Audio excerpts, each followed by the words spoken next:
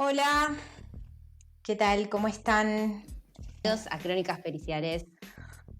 Exactamente, transmitiendo en vivo.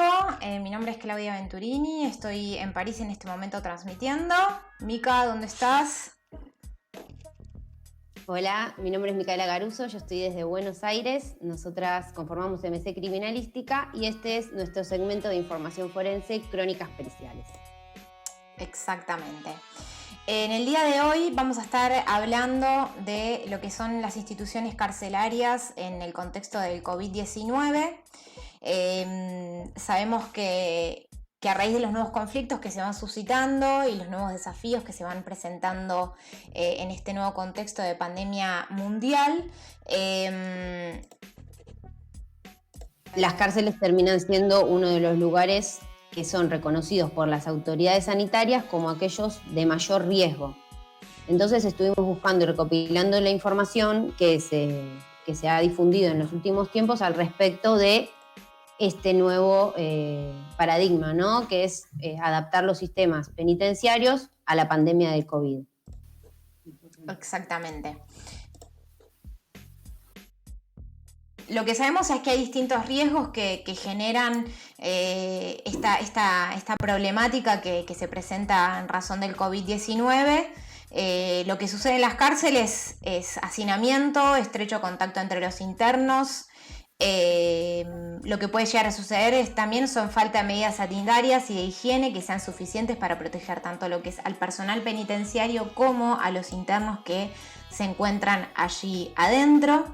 La falta de capacitaciones y aplicación de protocolos que sean específicos para el tratamiento de una pandemia, y los motines que pueden llegar a suceder y que vamos a ver también que sucedieron en distintos lugares del mundo. Otra problemática también son las enfermedades preexistentes que tienen los internos previo a su ingreso dentro de la institución penal, o las enfermedades que puedan adquirir una vez estando allí adentro, que pueden generar un riesgo para ellos en el caso de contraer el COVID-19. También sabemos que hay muchos países donde hay restricciones para circular y esta misma gente que puede ser detenida por violar estas regulaciones que se ponen en los distintos países. Entonces, repasando un poco lo que decías, el riesgo que podemos observar en las instituciones penitenciarias es tanto para los internos como para los trabajadores que están dentro de ellos, y el sistema de salud, que al fin y al cabo repercute en toda la sociedad, ya que es el mismo para todos. Exacto. Lo que sabemos es que a nivel mundial hay distintas cuestiones que se evalúan en este contexto de pandemia. Hay distintas organizaciones mundiales que se van haciendo eco y van lanzando distintas recomendaciones, tanto a nivel de economía, a nivel de salud, educación, etc. Uno de esos pilares es la parte penitenciaria, la parte carcelaria, y hay que tomar distintas medidas para salvaguardar a la gente que está allí en contexto de encierro y a las personas que trabajan. Recopilamos distintas informaciones de distintos organismos que fueron dialogando sobre la temática, y la OEA, a través de la Comisión Interamericana de Derechos Humanos, se manifestó luego de haber detectado distintos hechos violentos en cárceles de toda América. Tenemos ejemplos de distintos hechos que fueron sucediendo y que ellos mismos citan en un comunicado. En Colombia, por ejemplo, hubo motines en 13 cárceles, 23 muertos y hubo 80 heridos en la cárcel La Modelo de Bogotá. En Argentina, por ejemplo, hubo 2 motines entre el 23 y el 25 de marzo en las cárceles de Coronda y Las Flores de Santa Fe, 5 fallecidos y 10 heridos. Así como también los hechos ocurridos en Devoto. En Perú, en el penal de El Milagro de Trujillo, hubo un motín con 31 heridos. En Venezuela, por ejemplo, el 18 de marzo se dieron fugas masivas de 84 personas y recientemente en mayo hubo 46 personas que murieron en un motín. Entonces, lo que observamos es que hubo distintas cárceles donde hubo motines, hubo fugas. En Estados Unidos también, lo que es en Nueva Jersey, donde hay detenidos por problemáticas de inmigración. Lo que se hicieron fueron huelgas de hambre, porque la gente lo que hacía era solicitar distintas medidas de prevención para lo que es el COVID-19, ¿no? Entonces, lo que podemos decir es que como consecuencia de estos distintos hechos en toda América, donde se cuenta y donde se sabe que en muchos países hay una sobrepoblación carcelaria de un 300%, la Comisión Interamericana de Derechos Humanos celebró la decisión de Brasil para contener la pandemia y para evitar la propagación en los centros penitenciarios. Entonces lo que se hizo fue recomendar a los distintos tribunales y jueces a reducir la población de personas privadas de la libertad, adoptando distintas medidas alternativas a la prisión. Entre estas medidas, ¿qué es lo que se destaca y lo estamos viendo acá en placa? Reducir la población carcelaria, adoptando todo lo que es prisión domiciliaria para personas mayores y mujeres y embarazadas, la progresión al régimen abierto para aquellas personas que se encontraban cerca de recibir el beneficio legal. Digamos, acá lo que estamos haciendo es repasando qué es lo que la Comisión Interamericana de Derechos Humanos dijo y celebró que había tomado como medida Brasil, con la finalidad de reducir los riesgos dentro de las cárceles, tanto para los que están en zonas internas, los presidiarios, así como también las personas que trabajan allí. Con motivo de esto hubo liberaciones en distintos países. En Brasil hubo 30.000 internos, ¿sí?, que fueron liberados bajo alguno de estos regímenes que fuimos comentando anteriormente. En Chile también hubo liberaciones. En Ecuador, en Francia, distintos países. En Chile hubo 1.400 internos, en Ecuador 600 internos, en Francia 5.000 internos. Entonces, lo que estamos evaluando y lo que pensamos es que la criminología realmente en este caso aporta el conocimiento y es la encargada de estudiar todo lo que sean políticas carcelarias y aporta los conocimientos para la resolución de lo que es esta problemática. En este caso decidimos traer a nuestra invitada del día de hoy. Laura Daró es abogada, es criminóloga, periodista, oficial superior retirada del Servicio Penitenciario Federal. Es también docente de grado y de posgrado en distintas universidades renombradas de Argentina y también es docente en la Escuela de Cadetes de Policía. Hola Laura, ¿cómo estás? Hola chicas, un gusto estar con ustedes. ¿Cómo están? Hola Laura, ¿cómo estás? Bueno, tuvimos un par de inconvenientes técnicos, pero bueno, estamos tratando de resolverlos. Lo importante es que nos están pudiendo ver nuestros seguidores a través de las redes sociales. Agradecemos mucho a todos los que nos están siguiendo en este momento. Y bueno, te damos la bienvenida, Laura. Muchas gracias por participar y por acompañarnos en este programa. Gracias a ustedes. En nuestro inicio de programa dimos un pantallazo general de una problemática que se está viendo en este contexto de COVID, que es el manejo de los sistemas penitenciarios. Sabemos que, bueno, que vos tenés mucha experiencia en el área y queremos empezar esta entrevista preguntándote que nos cuentes que sabemos que la criminología penitenciaria se encarga, ¿no?, de la emisión de informes técnicos interdisciplinarios para proporcionarle al juez información respecto de ese detenido, de ese preso, de ese interno. ¿Qué profesionales son los que están involucrados en esta evaluación?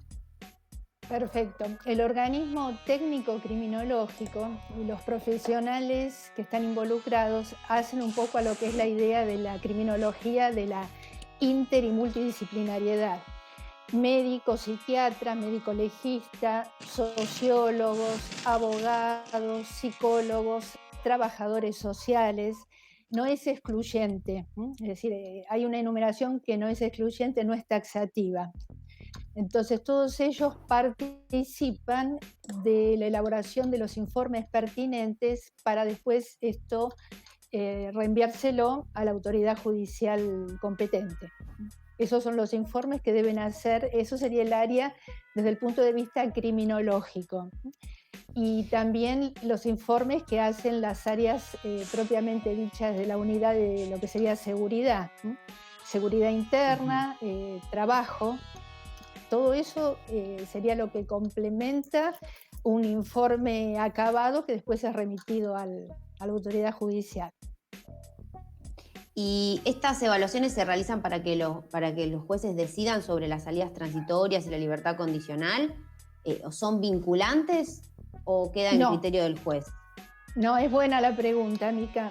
Estos informes, que son los informes en realidad del Consejo Correccional, viene el acta plasmada. El Consejo, les aclaro que es Consejo Correccional. El Consejo Correccional es el cuerpo colegiado que funciona en todo establecimiento de ejecución de la pena. Ese es el nombre técnico, a lo que vulgarmente llamamos cárcel o prisión, establecimiento de ejecución de la pena. Entonces, ese cuerpo colegiado está conformado por las distintas áreas de tratamiento, como les nombré antes, lo que sería seguridad interna, trabajo, educación, sanidad, criminología, creo que no me olvidé de ninguna. Entonces, cada área en lo que hace a su quehacer específico elabora un informe. Va el acta respectiva con la opinión de todos los integrantes, también obviamente el director del establecimiento, y esos informes y ese acta es remitida al respectivo juez de ejecución. Y precisamente lo que dijiste vos antes, no es vinculante. ¿Qué significa? Que no obliga al juez a seguir el criterio del Consejo Correccional. Al no ser vinculante, aún con informes fundados, técnicamente correctos, hechos con idoneidad, profesionalismo, seriedad, lamentablemente muchas veces hemos tenido casos que el juez otorga un beneficio cuando en realidad no debería. Esa es una realidad perfectamente contrastable y verificable si uno busca un poco en las notas periodísticas, y se va a encontrar con varios casos, lamentablemente. Entonces tenemos, o sea, dentro del sistema penitenciario tenemos como profesionales que asisten en el área, por lo menos criminológica, médicos, psicólogos, psiquiatras, asistentes sociales, y ellos ingresan al penal para hacer estas evaluaciones, o sea, están dentro del plantel carcelario, digamos... Totalmente. Totalmente. Somos, digo, porque voy a ser penitenciaria toda la vida a pesar de estar retirada. Somos agentes penitenciarios, tenemos estado de revista penitenciario, entonces ingresamos dentro del penal para entrevistar a los internos. Hay un contacto que se hace, un contacto permanente. Sirve esta pregunta para desmitificar, porque a lo mejor es muy de televisión, ¿no es cierto? Un locutorio con vidrios, es muy a lo mejor de serie televisiva. No, acá es el cara a cara, mesa de por medio, banco de por medio, para tener la entrevista. En todas estas profesiones que hemos nombrado. Uh-huh. ¿Y vos cómo observás desde tu perspectiva criminológica, desde tu experiencia profesional, el impacto que tiene la pandemia en el sistema penitenciario? ¿Se puede implementar un plan que atienda a esta problemática dentro del penal? En realidad, la pandemia y el COVID-19 nos está atravesando a todos desde todo punto de vista. Es difícil prevenir una situación que ni siquiera los infectólogos saben cómo va a seguir. Yo creo que estaría dentro de un contexto más amplio de lo que es política criminal o técnicamente hablando de criminología organizacional. ¿Qué significa esto? Es prever todo lo que tiene que ver con costos económicos, prevención, políticas específicas que deberían arbitrarse en una situación, como les digo, que para todos es novedosa, es imprevista, no se sabe bien para qué lado va a seguir la cuestión, ¿no? Entonces, evidentemente, no es tuberculosis, no es HIV, que son flagelos que también los padecen, ¿no es cierto?, la población carcelaria. Esta es una cuestión que hay que resolverla con mucha urgencia.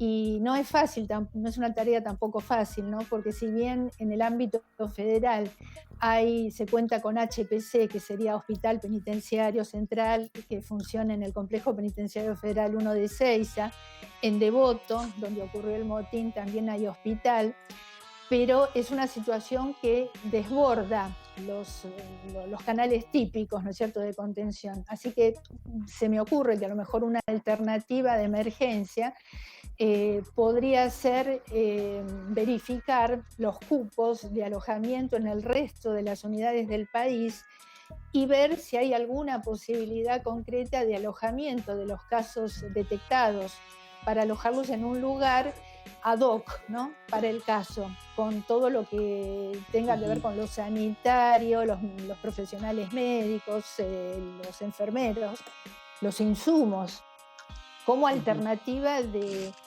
gravedad, ¿no?, de último momento para poder intervenir. Claro. O sea, porque el sistema de salud que está dentro del sistema penitenciario no alcanzaría para contener a todos los internos, digamos. Es necesario extender esa capacidad para en un caso de pandemia, ¿no? Exactamente, porque cada unidad cuenta con un área, un servicio de salud, un área médica, una división médica, una sección médica, pero no todos tienen la capacidad de camas como para alojar ahí o poder albergar internos que están en condiciones de COVID-19. Entonces, evidentemente, eso hay que dotar de elementos, ¿no?, de tecnología, desde los elementos más básicos, ¿no?, de camisolines, barbijos, bueno, insumos de todo tipo. Y pensando un poco también en el personal que trabaja internamente, lo que también habría que incorporar son protocolos específicos para protegerlos en este momento y también, no sé, pensar en una rotación de personal, porque en cuanto un compañero se enferme, digamos, hay que sacarlo del sistema y completar, o sea, cubrir su puesto de la misma manera, o sea que habría que generar toda una rotación de personal para que no colapse tampoco la parte, digamos, de los funcionarios que trabajan allí.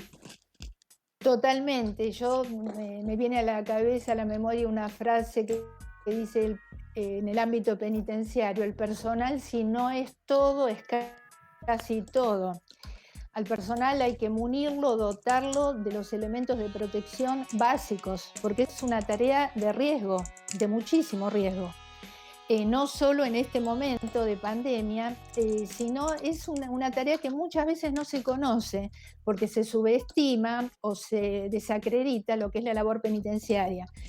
Se piensa que es el llavín, abrir una puerta, cerrarla, y no, es una tarea realmente que hay que valorarla y darla a conocer. Entonces hay que darle al personal penitenciario los elementos de protección para que puedan trabajar sobre seguro, así como para el interno, a la población carcelaria tiene que ser en un ambiente de seguridad. Lo mismo es una relación biunívoca, recíproca, ¿no es cierto? Tiene que ser seguro para el personal y seguro para la población penal, porque son muchas horas las que convive el personal penitenciario y sobre todo los celadores, ¿no?, Claro.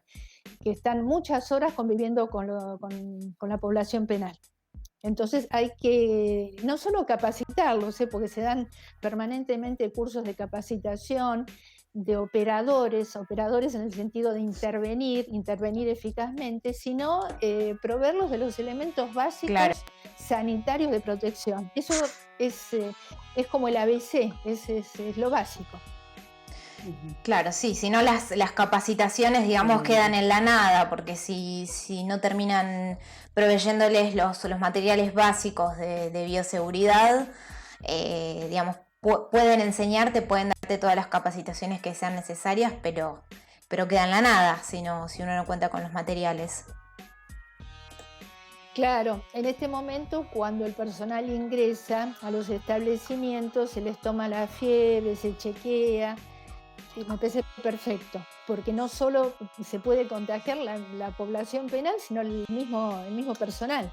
De hecho, ya se han detectado varios casos que esto ha ocurrido. Entonces, evidentemente, todo cuidado, todo resguardo y todo lo que tiene que ver con bioseguridad es fundamental. Porque no nos olvidemos que este personal después regresa a su casa y es una cadena, sino interminable de transmisión o de contagio. Entonces, Claro. Eso yo creo que es básico, es primordial. Claro, tal cual. Bueno, ¿algo más que quieras comentarnos, que haya quedado en el tintero, que quieras aportar de más? Y voy un poco al principio, lo que comentaron ustedes, que decían esta cuestión criminológica carcelaria, ¿no es cierto? Pongo de resalto que nosotros utilizamos a veces la criminología, o comúnmente se piensa que la criminología es resocialización, readaptación, rehabilitación, direccionada puramente al interno, al que violó la norma, al que transgredió la norma. Esa es una criminología. Y el campo de aplicación es mucho más amplio, y por eso en este caso en particular yo me detengo en lo que hablé hace un ratito, en la criminología organizacional. Una política específica de Estado, dentro de una política pública de Estado, que haya política criminal. No solo para este caso que estamos atravesando de una pandemia, de una situación inesperada, sino herramientas eficaces de prevención, de estudio de nuevas modalidades delictivas, costo económico del delito, cuánto hay que invertir en prevención. Es decir, todo eso debería ser parte de una estrategia a nivel político para llevar a cabo, sobre todo, políticas que sean a corto, mediano y largo plazo factibles de ser aplicadas. Y para darle una aplicación práctica a la criminología, no quedamos en teorizaciones o en cuestiones abstractas, sino ver que se puede tener una aplicación práctica y habría que ponerla de una vez por todas en marcha. Eso me parece que en este momento es importante.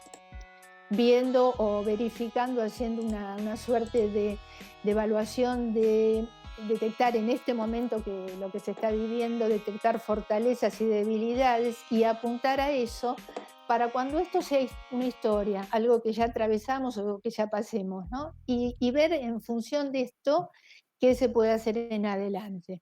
Se puede hacer, la cosa es que haya voluntad para hacerlo. Tal cual.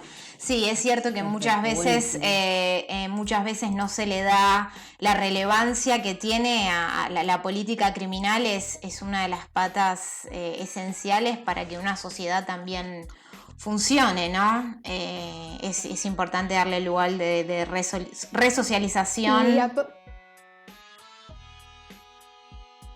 Y aparte algo que me quedó a lo mejor en el tintero, muchas veces no se conoce realmente cuál es la labor intramuros, qué se hace adentro de un establecimiento. Entonces, queda esa idea en el imaginario popular, en el inconsciente colectivo, de depósitos donde se cierra una puerta y queda un depósito humano.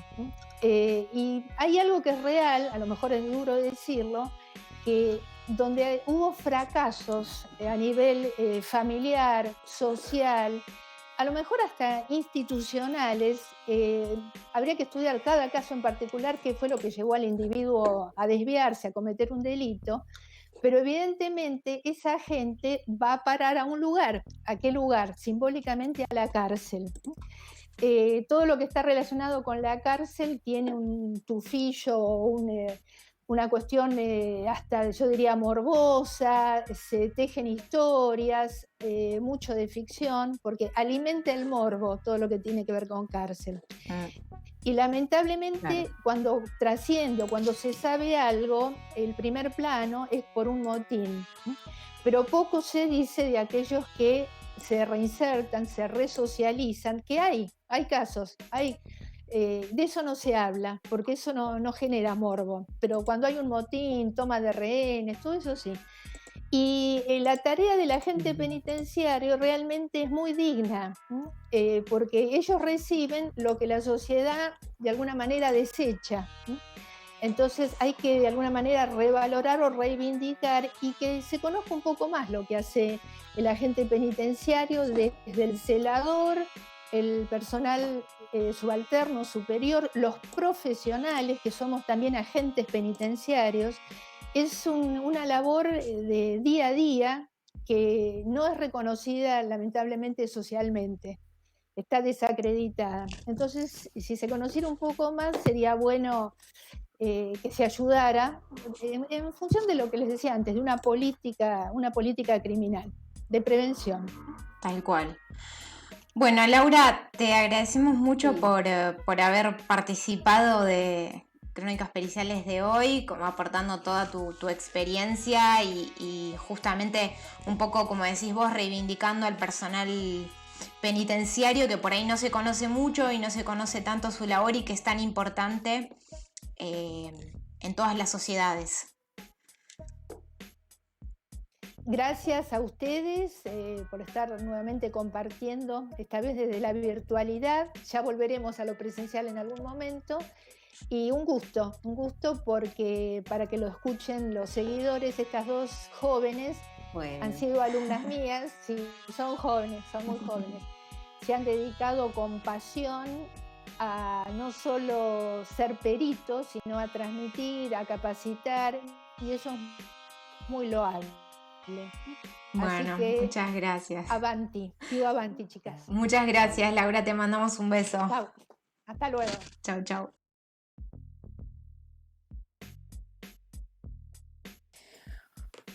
Bueno, vamos dando cierre, lamentamos mucho Llegando al fin. los problemas técnicos que hemos tenido el día de hoy. Sí. Volveremos a encontrarnos en la próxima emisión. Vamos a intentar colgar el video para que lo puedan ver posteriormente en YouTube. Bueno, ahora sí nos despedimos. También vamos a estar subiéndolo a nuestro blog.